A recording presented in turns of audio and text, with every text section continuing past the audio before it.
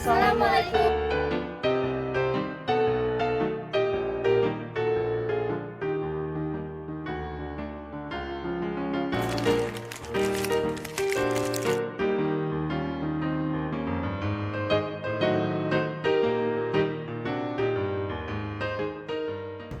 Assalamualaikum warahmatullahi wabarakatuh. Kami dari Nasr. Aku Dendria, aku Anita, aku Setiadi. Aku Rifki. Simak video berikut ini ya. Jadi pada video kali ini kita akan membahas Ada klasifikasi persediaan menurut PES 18, ada pengukuran persediaan, kemudian pengungkapan persediaan menurut PES 18, ada pengakuan sebagai beban menurut PES 18, penilaian persediaan menurut PES 18. selanjutnya ada pengertian persediaan, jenis-jenis persediaan, metode pencatatan persediaan, metode penilaian persediaan, dan yang terakhir contoh implementasinya. Langsung aja masuk ke pembahasannya. Klasifikasi persediaan menurut PSAK nomor 14. Istilah persediaan yang digunakan adalah untuk menunjukkan barang yang dimiliki oleh suatu perusahaan atau jenis kegiatan usahanya.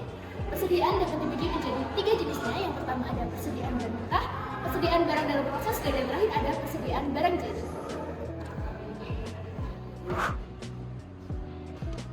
Selanjutnya, pengukuran nilai persediaan. Pengukuran nilai persediaan dinilai berdasarkan mana yang lebih rendah antara biaya perolehan dan nilai realisasi neto. Nilai realisasi neto adalah estimasi harga jual dalam kegiatan usaha normal dikurangi estimasi biaya penyelesaian dan estimasi biaya yang diperlukan untuk membuat penjualan. Selanjutnya, pengakuan sebagai beban. Pengakuan sebagai beban terjadi jika persediaan dijual, maka jumlah tercatat persediaan tersebut diakui sebagai beban pada periode diakuinya pendapatan atas penjualan tersebut. Kemudian, penilaian persediaan. Ada 3 metode untuk melakukan penilaian terhadap persediaan. Yang pertama, metode identifikasi khusus. Yang kedua, metode masuk pertama keluar pertama. Dan yang ketiga, metode biaya rata-rata. Selanjutnya, pengertian persediaan. Istilah persediaan yang digunakan untuk menunjukkan barang yang dimiliki oleh perusahaan akan tergantung pada jenis usaha dan kegiatan perusahaan. Barang-barang dagangan merupakan salah satu unsur yang paling efektif dan dalam operasi perusahaan besar maupun perusahaan yang kecil. Kemudian jenis-jenis persediaan. Yang pertama itu ada persediaan bahan mentah, terdiri dari bahan-bahan dasar yang dibeli dari perusahaan lain untuk digunakan dalam operasi produksi perusahaan. Yang kedua itu ada persediaan barang setengah jadi, mencakup barang-barang setengah jadi yang membutuhkan kerja tambahan atau proses lanjutan sebelum jadi barang. Yang ketiga ada persediaan barang jadi, mencakup barang yang telah diproses produksinya tetapi belum dijual oleh perusahaan dan masih berada di dalam gudang. Yang selanjutnya yaitu metode pencatatan persediaan. Yang pertama yaitu ada metode perpetual, yaitu setiap pembelian dan penjualan barang dicatat dalam akun persediaan dan juga pada akun harga pokok penjualan. Dengan demikian, jumlah barang yang tersedia untuk dijual dan jumlah barang yang dilaporkan dalam pencatatan persediaan secara terus-menerus. Yang kedua yaitu metode periodik.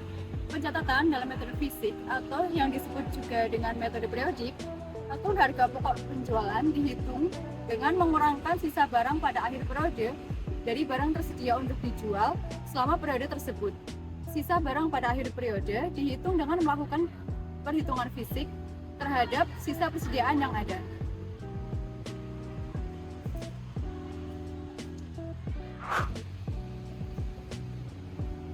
Berikutnya, harga pokok penjualan.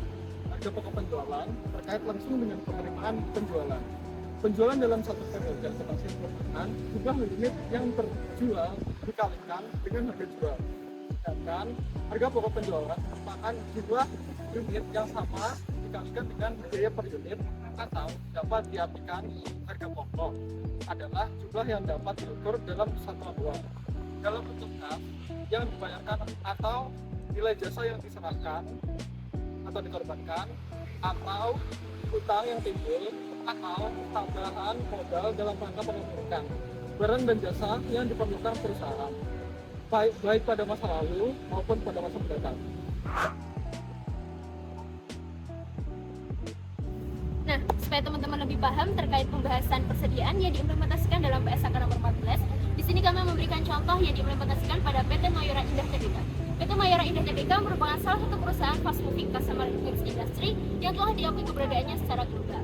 Terbukti bahwa PT Mayora Indah telah menghasilkan berbagai produk yang berkualitas juga beraneka ragam, contohnya seperti energen, topikal, dan juga terapi. Untuk pembahasan yang pertama, ada data klasifikasi persediaan yang terbagi menjadi 3 jenisnya, yaitu ada bahan baku, barang dalam proses, dan yang terakhir ada barang jadi. Klasifikasi persediaan tersebut menjelaskan bahwa perusahaan manufaktur membutuhkan pengadaan bahan baku, barang dalam proses, dan juga barang jadi. Hal ini bertujuan untuk menghilangkan risiko keterlambatan datanya barang yang dibutuhkan, juga mempertahankan stabilitas operasi perusahaan, dan memberikan jaminan tersedianya barang jadi. Hal ini sudah sesuai dengan PSAK nomor 14, karena apa? Persediaan ini sudah terbagi menjadi 3 jenisnya, yaitu persediaan bahan baku, persediaan barang dalam proses, dan yang terakhir ada barang jadi. Berikutnya, ada data pengukuran persediaan, yang diantaranya bahan baku dan pembungkus, biaya tenaga kerja langsung, dan yang terakhir biaya produksi tidak langsung. Untuk analisis berikutnya, analisis pengukuran persediaan diukur berdasarkan biaya atau nilai realisasi bersih yang dimana lebih rendah, yang terdapat di annual report, di mana hal ini sudah sesuai dengan PSAK 14 yang menyatakan persediaan dicatat sebesar harga perolehan. Jika nilai persediaan turun di bawah biaya awal, entitas harus mengurangi nilai persediaan menjadi nilai realisasi. Nah, yang ketiga ada data pengungkapan persediaan. Yang pertama, manajemen berpendapat bahwa tidak terdapat cadangan penurunan nilai dan juga persediaan usang pada tanggal 31 Desember 2023 dan juga 2022. Yang kedua, bahan baku dan pembungkus yang diakui sebagai beban pokok penjualan di tahun 2023 senilai 18 triliun dan di tahun 2022 senilai 19 sekian triliun. Yang ketiga, tidak terdapat persediaan yang dijadikan jaminan oleh hutang bank.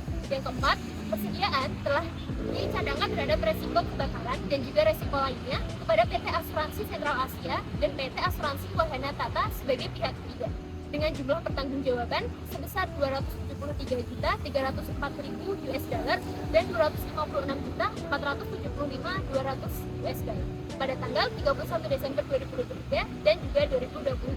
Yang kelima, pengurangan pada tahun 2023 dan 2022 termasuk penghapusan aset tetap dengan nilai tercatat masing-masing sebesar Rp190.547.851 dan juga Rp7.509.166 Grup ini memiliki beberapa bidang tanah yang terletak di Bekasi, Tangerang, Deli Serdang, Sumatera Utara, dan juga Sidoarjo, Jawa Timur dengan hak legal berupa hak milik dan juga hak guna bangunan yang berjangka waktu 20 tahun dan juga 30 tahun yang akan jatuh tempo antara tahun 2038 dan juga 2040. Manajemen berkeyakinan dapat memperpanjang hak milik tanah pada saat jatuh tempo karena seluruh tanah diperoleh secara legal dan didukung oleh bukti kepemilikan yang memadai.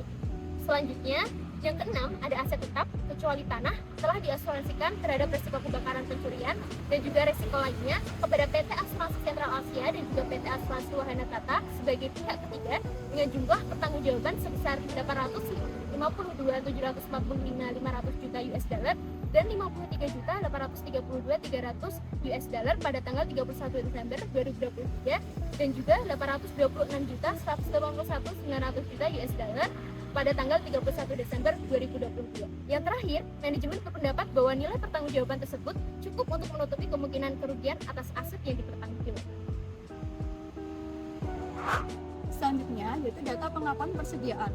Hal ini sudah sesuai dengan PSAK 14 yang menyatakan bahwa jika persediaan dijual, maka jumlah tercatat persediaan tersebut diakui sebagai beban periode diakuinya pendapatan atas penjualan tersebut. Pengakuan persediaan ini ditujukan untuk mempertahankan stabilitas operasional perusahaan karena perusahaan harus mengakui pendapatan pada saat barang diserahkan kepada pelanggan dan harus sesuai dengan syarat penjualan FOB shipping point. Berdasarkan data di atas, penilaian persediaan sudah sesuai dengan PSAK nomor 14 yang menyatakan bahwa terdapat 3 metode untuk penilaian terhadap persediaan, yaitu metode biaya rata-rata, metode identifikasi khusus, dan metode masuk pertama keluar pertama. Penilaian persediaan ini ditujukan untuk mempertahankan stabilitas operasional perusahaan, yaitu dengan menghindari adanya penumpukan gudang persediaan barang jadi. Jadi, kesimpulannya, penerapan klasifikasi persediaan ini sudah sesuai dengan PSAK nomor 14 di mana persediaan itu terbagi menjadi 3 jenis, yaitu barang dalam bentuk bahan yang digunakan dalam proses produksi, barang dalam proses, dan barang yang bersedia untuk dijual. Penerapan pengukuran persediaan ini sudah sesuai dengan PSAK nomor 14, di mana persediaan itu dicatat sebagai harga perolehan. Penerapan pengungkapan persediaan sudah sesuai dengan PSAK 14, di mana jumlah setiap penurunan nilai persediaan itu diakui dengan sebagai beban dalam periode berjalan. Penerapan pengakuan ini sudah sesuai dengan PSAK nomor 14, di mana pengakuan persediaan diakui sebagai beban periode diakuinya pendapatan atas penjualan. Dan penerapan penilaian persediaan itu sudah sesuai dengan PSAK 14, di mana biaya persediaan itu dinilai berdasarkan metode rata-rata tertimbang.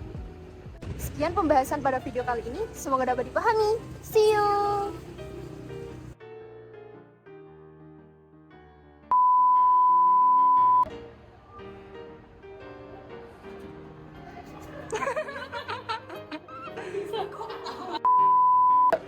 Klasifikasi persediaan menurut PSAK nomor 14. Istilah persediaan yang digunakan untuk menunjukkan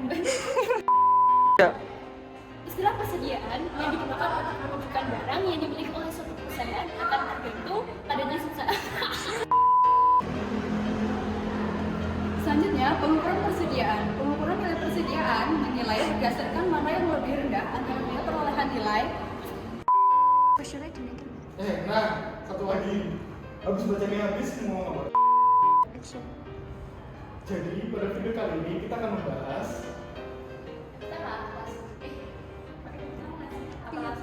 Terserah, senyaman aja. Loh, di tetap ya. 1, 2, 3.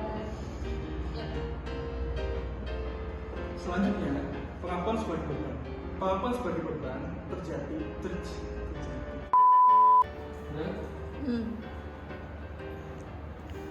Selanjutnya, pengakuan sebagai beban. Pengakuan sebagai beban terjadi jika persediaan dijual. Maka, jumlah tercatat persediaan tersebut diakui sebagai beban pada periode diakuinya pendapatan atas persediaan tersebut.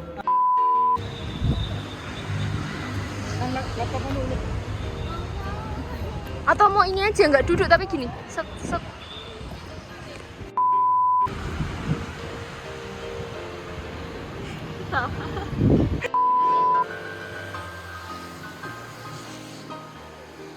Nah, supaya teman-teman lebih paham terkait penerapan implementasi sama sorry ya. 3. Yuk. Harga pokok penjualan. Oh ya, berikutnya 3. Berikutnya, harga pokok penjualan. Belakangnya 3.